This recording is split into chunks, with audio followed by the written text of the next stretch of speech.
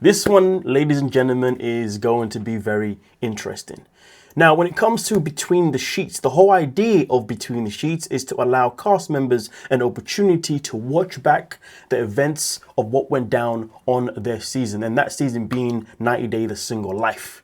So in this opportunity, cast members have a chance to either one, take accountability, or two, to defend their actions. But it also gives an opportunity for other cast members to also review others as well.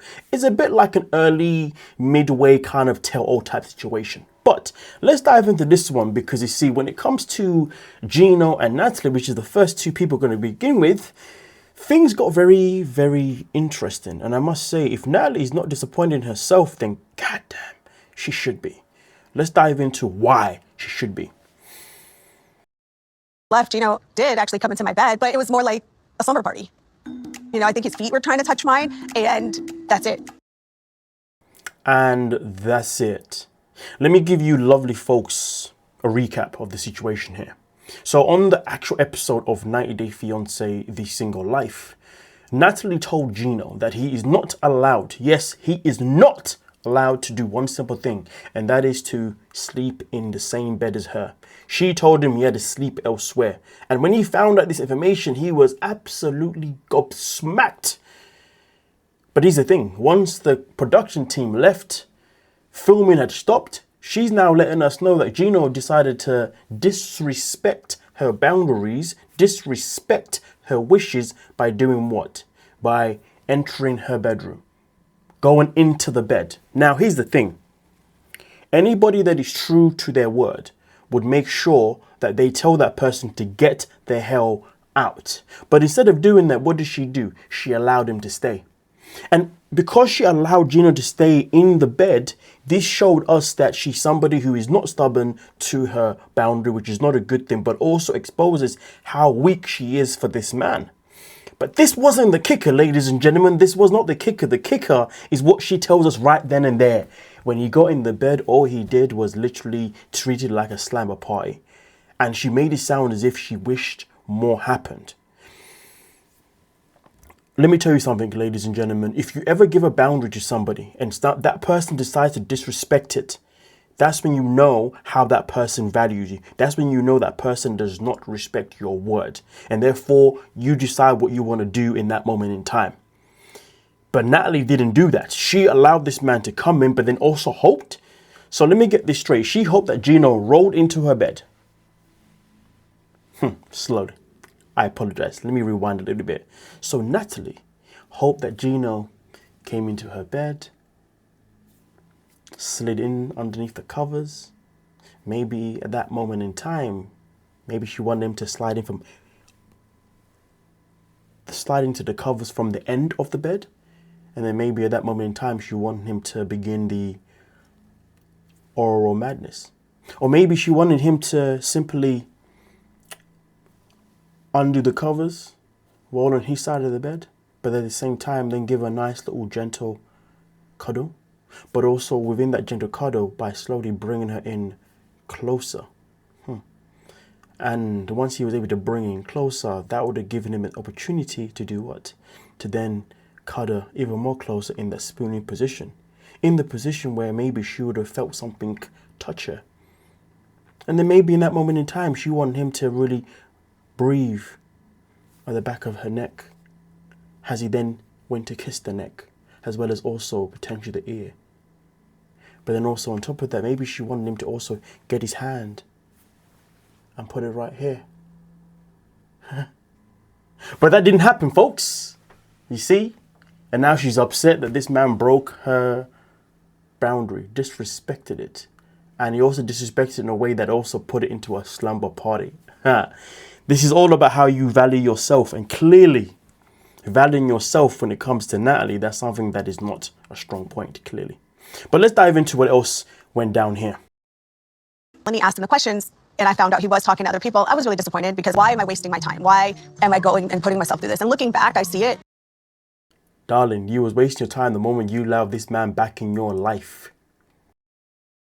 And it's my fault 100%. Like, he showed me who he was to see it, or I didn't want to see it. But Gino showed me exactly who he was, and he'll do that every single time. Although I like the fact that she has taken accountability, that she is the one that allowed these things to happen, I wanted to really also take accountability to the fact that this man shouldn't have this power over you. Because here's the thing, sometimes you can take accountability for something, but if you're unable to recognize what you're actually taking accountability for, or unable to recognize what actually put you in this position, then taking accountability becomes nothing but pointless. Again, this is based on the situation. There were some situations you got to hold your hands up and say, you know what, I'm sorry, that's my bad, and we keep it moving. But then there were some situations where you have to look at it and be like, you know what, this was my fault, but this is why. This is one of those situations where she has to identify why is it her fault. And that is the part where she allowed this man back in her life. It wasn't even the fact that this man disrespected her boundaries, it's the fact that she even put him in that position in the first place, meaning still being in contact with Gino. She should have cut him off from the get-go, but she didn't. And that's very, very sad. Now, for the sake of just TV purposes, maybe she just came back because she just wanted to be on TV. But either way, though, you're embarrassing yourself on national television. Bear that in mind. But we're now going to dive into the next one. So the next one itself in particular is Vanya. So Vanya decides to review the situation that went down with herself and the man that she's with right now on the show. I can fully commit to being exclusive and, saying that we're in a relationship. And I mean, obviously I don't want you dating other people. Watching it back, it's just, I'm annoyed. Hanging out a lot. We were going out for dinners and we would do all these fun things together. He would feel like this was kind of in a way probably to monopolize my time so I don't go out with other people. And funny thing, so I remember it was Valentine's Day. In life, there's many people who have a lot of things to say, but when they say what they're saying, they're not saying anything. I've already said this before. When it comes to accountability, accountability seems to not be her friend. What are you talking about? You're annoyed. You're wasting your time being annoyed. What is the point of being annoyed? The reality is that she should be reflecting and saying, you know what? I cannot believe I put myself in a position to come across so desperate for a man who didn't want to reciprocate. You see, she's upset about the reciprocation in the wrong way. She's upset that he just wasn't reciprocating wanting her back, all right? But she's doing it in a way of saying that it's his fault though. She's not doing it in a way of saying, you know what the hell was I doing? Like, I need to do better. I need to have better self-worth, or at least I need to show that I've got better self-worth. There's a difference with knowing that you got good self-worth inside of here, but there's a fine line between actually playing it out. Some people go home, get their phone out, or actually get a pencil out or a pen out, get a notepad. Write down their boundaries, write down their self-worth, write down all these things, or sometimes they keep it internally. But you know how many people do that but never actually act on it? It's like saying that you've got a dream and you think of all these crazy ideas about this dream, but you never actually try and pursue it. Literally, this is the same thing. This is a woman that believes that she's got this worth within herself, but doesn't actually put it into play, because if she did, why are we watching her literally trying to beg a man to reciprocate energy that he doesn't want to reciprocate?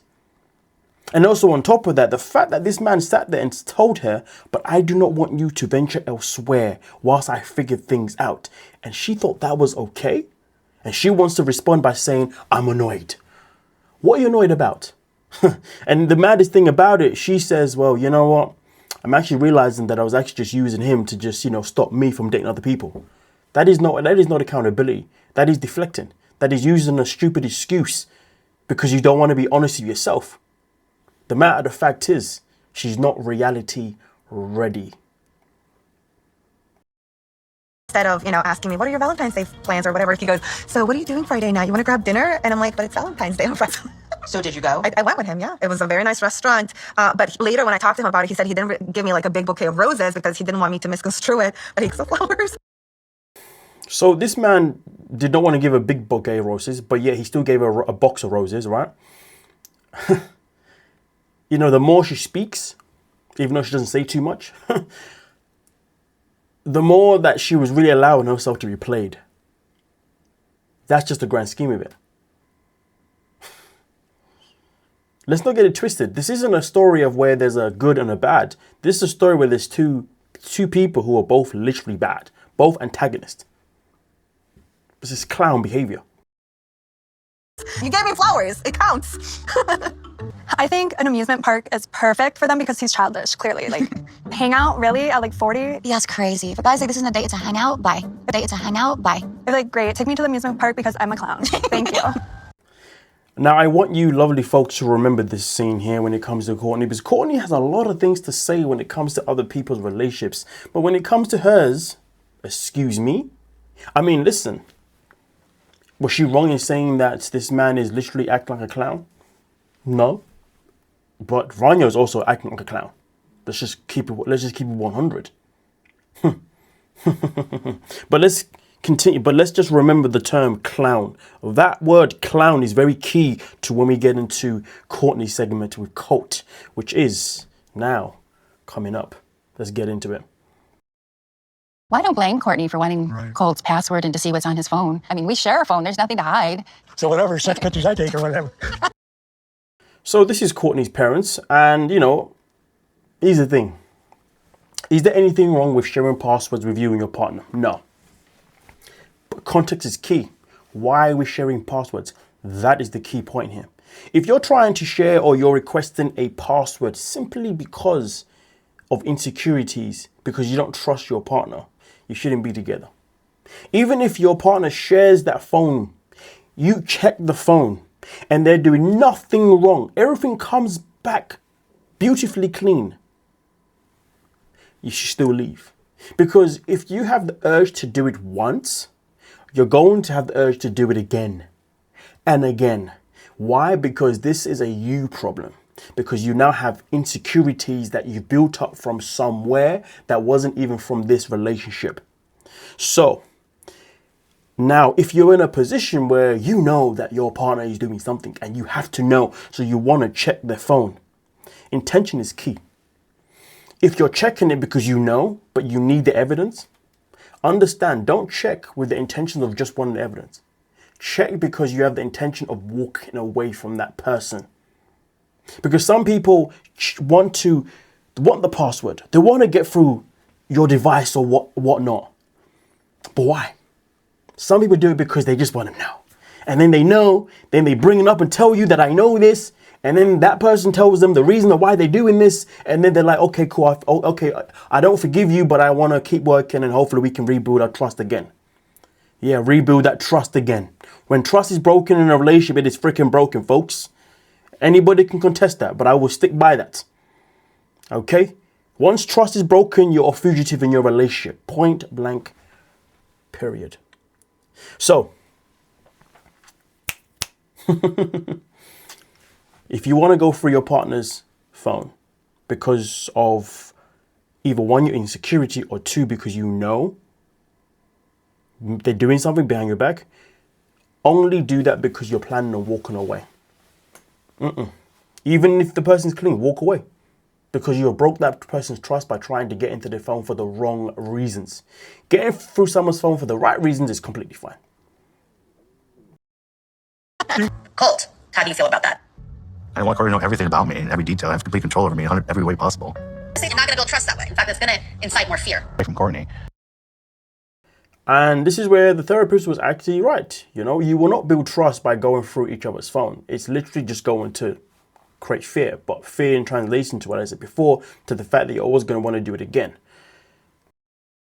I didn't want Courtney to know about everything that I was talking about because a lot of it's talking about her. I mean, I was just talking to my mom about, Courtney, like how grateful I was and everything. But First and foremost, glasses touch, use of hands. Now you're just justifying. If you know that your phone is innocent, then why are you further explaining why you don't want to touch it? Oh, but I speak to your mom. Nobody asked you that. Nobody asked you that question in any shape or form. This guy is a flat out liar. You can keep lying what he likes, but boy, it gets easier and easier to read him. then also some of our problems. And I didn't want you to know about everything, I want you guys to focus on building emotional intimacy and trust and having actual conversation. I'm sorry, what? Courtney is literally asked to check this man's phone. The therapist makes it clear that doing that is only going to create a fear in the relationship, which isn't wrong. But then goes to say, but if you want to build on your relationship and try and make it stronger, you must proceed by being intimate.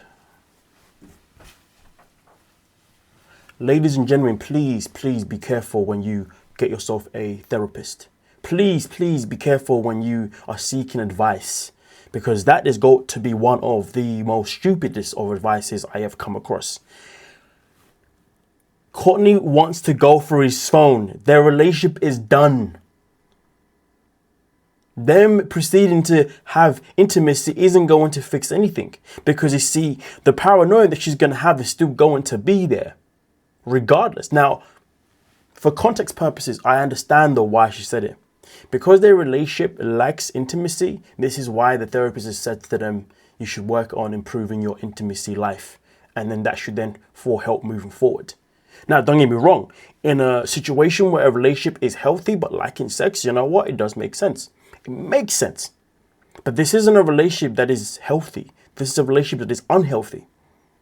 If I am in a relationship, or yourself is in a relationship with somebody, you get along, everything is good, you have nothing to worry about, you're not paranoid, but you just, something in the bedroom just isn't working. To be fair, really and truly, if it's not working in the bedroom, it's never going to work. So even trying to encourage people to improve their sex life, really and truly, for me personally, is rather wild. But it can be good advice if those people have had a good intimate life in the past. If they've had one before and they know they can have one, then you know what? There's nothing wrong with trying to relight that energy. But if they've never had one like these two, if it was never there before, why would it be there now? So again, the advice does make sense based on certain parts of the context, but at the same time, the advice is utterly stupid because they've never had the intimacy in the first place. It's like you're basically saying to them that, you know, you must force each other to basically, come on now, that's just ridiculous. I won't even use a term that I really want to use for that one, but that's just too dark for some people, maybe. To you. I like that. Thank you so much, Tanya. Yeah, the Colts might think he's slick, but this isn't the first liar or cheater I've dealt with. He might think I don't notice, but I'm noticing everything. So I notice, I see him like with his phone, put it away when I come back from the bathroom. I'm observing, I'm watching everything you're doing. Like, you're not about to play me. I've played the game a million times. Do you remember what I said before? Before we got to this segment? She called the man that is with Vanya a clown. I'm sorry, but this woman is now telling us that she has experience with men who have cheated on her. So therefore she knows how to suss them out, which also would mean that she also knows not to ever be with those men. And the thing that's very concerning by what she's saying is that she's saying that I've done this multiple times. So how many times has she been with men that have cheated? This tells me a lot about her character. This tells me a lot about how men have never valued her. But why have they not valued her? That is the killer question, which I think I don't have the answer, but I have an inkling. That's something that we're going to dive into when we get into the next couple, because there's something else that she says with the next person that we're going to talk about. But either way, though, to sit there on your imaginary high horse that you clearly don't have, to sit there on your pedestal, to sit there on your throne that you don't have, and to sit there and to say, I know when a man is cheating on me, but yet you're still with this man. That is clown activity. And to make it worse, what has this man ever done to actually make her even fall in love in the first place? She's been housing a bum. She's been a caregiver this whole relationship. But she wants to call somebody else a clown? Interesting. At this point, I'm going through his phone. About to play me. I've played the game a million times at this point. I'm going to keep watching him get his phone password and go through his phone. And now she believes that getting his phone is going to be the thing that's going to fix everything. Remember what I said before, intention is key. If she wants to go for his phone because she needs that confirmation that he's 100% doing something behind her back, do it because your intention is to walk away. But even if you don't, and even if you're unable to get a hold of his phone and you're never to find out, you should still have the intention to walk away. You should not stay just because you don't have proof. Okay, if your heart, if your gut is telling you that something is not right, and it's making you wake up every day uneasy, it's making you question your partner every single day, making you on edge all the time, why are you staying? Now, is there a way to actually come around that? Potentially. I guess in this situation, you're unable to get the evidence you want. You simply have to have a conversation with your partner. But the conversation has to be based again on intention. What's the intention of the conversation? The intention of the conversation is to try and figure out if your partner is telling you the truth or not. Now, if you're with somebody and you don't know when your partner is telling the truth or when they're lying, that could either be a very good thing because that means they've never lied to you, or that could be a very bad thing because it means that you're one of these people that has never really paid attention to your partner in the duration of your relationship. So bear that in mind. Because she needs to have that conversation, but the conversation is for her to be able to decipher whether she believes him or not without the proof. It's just that simple. But even in that conversation, if the partner decides to say, excuse me, I have proof that I'm nothing but good to you, even when he shows you the proof and you decide to stay with him, understand this, you're still staying with them being paranoid. There's no point in being in a relationship where you are paranoid, but sometimes you have to figure out, is the paranoia a you problem or is it because they're actually doing something? If it's a you problem, it's something you have to work on. Sometimes you can get away working on that in a relationship with somebody, but understand working on something like that involving paranoia in a relationship means that you are going to be extremely draining your partner throughout the whole process, which could eventually push them away anyway. Food for thought.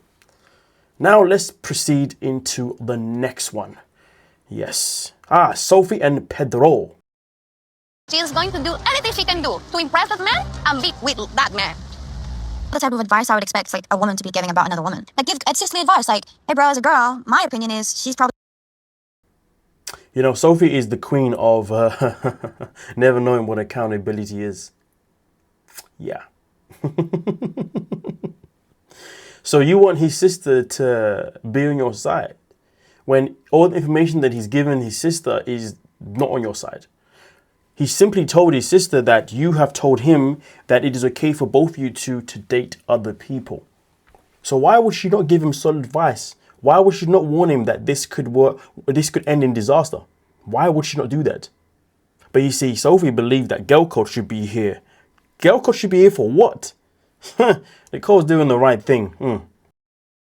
Probably being that way for a reason. They want to find reasons to tell him to not pursue me because they don't want him to pursue anyone because he goes off and gets married and is happy. And then to throw out crazy accusations is nuts. He died. Being honest, I think you're going to ruin your life again. If he goes off and gets married and is happy, they're going to be alone without any guy. It was kind of cute, but as soon as he said he's a doctor, I was like, hey. So she believes the reason why the sister is not doing girl code or is not on her side is because the mum and the sister want Pedro around all the time because he's always going to be the only man in their life. That is nasty work.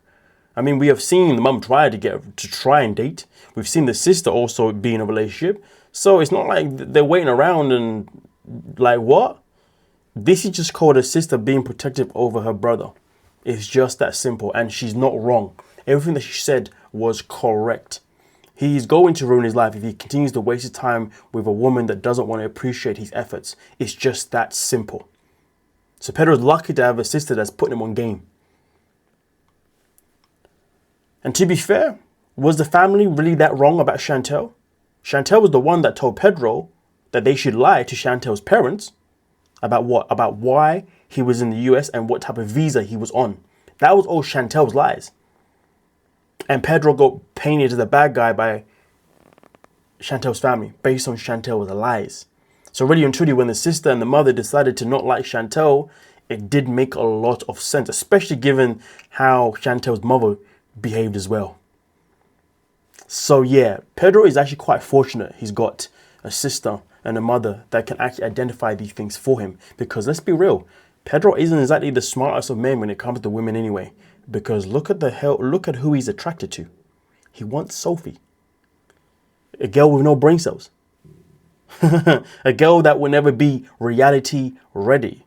Hell yeah. That's like ideal. Yeah, like he can save you, you know? He's like, it's just he's smart. Like, honestly. You're like save you. I was He's like, it's just he's smart. Like, honestly. You're like save you. I was like money. Yeah. Oh. So let's go back to Courtney. Why did I say that? Why do I believe that she's probably been in multiple relationships where infidelity has potentially happened? It's because you see, Courtney finds her way to always bring up money in every single conversation. When it comes to men, she's like, well, he's got money. But yet the same clown is with a man with no money, or was with a man with no money, a man with no home, a man that literally bought nothing, a man that literally added nothing to her life.